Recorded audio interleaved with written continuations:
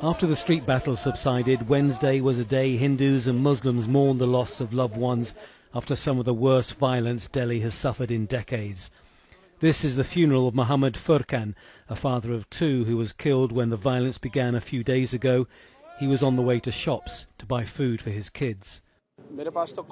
I received a call saying that my brother has been shot. I couldn't believe it. I was with him an hour earlier. I rushed to the hospital, but I found that he was already dead. He doesn't know who was responsible. Both sides of the community, Hindus and Muslims, have suffered. Outside the morgue of this state-run hospital, relatives await the completion of post-mortem examinations on victims so they can take the bodies for cremation or burial. This man says his nephew died from a bullet to the neck. He says it was fired by a Muslim. But when he was pressed, he says he never witnessed the killing.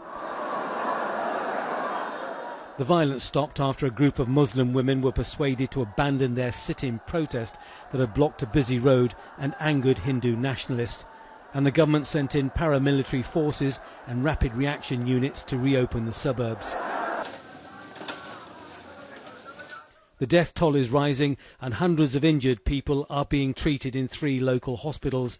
Many of the dead are said to have died from bullet wounds. It's not clear who was responsible.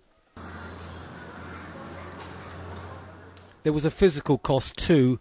These are the scarred remains of Muslim-owned businesses in Karwal Nagar in northeast Delhi.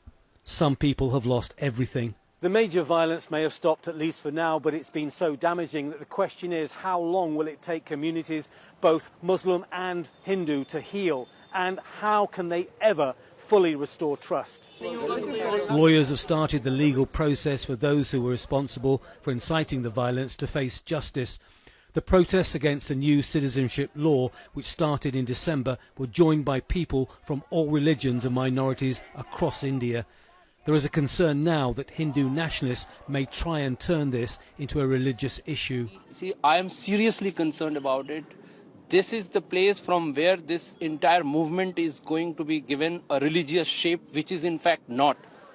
After 3 days of silence, Prime Minister Narendra Modi sent out a tweet calling for calm and for peace and harmony to be restored. The streets are quieter, but the death toll is expected to rise, and the repercussions of what happened here are likely to affect not just the capital, but also the whole of India. Tony Bertley, Al Jazeera, Delhi.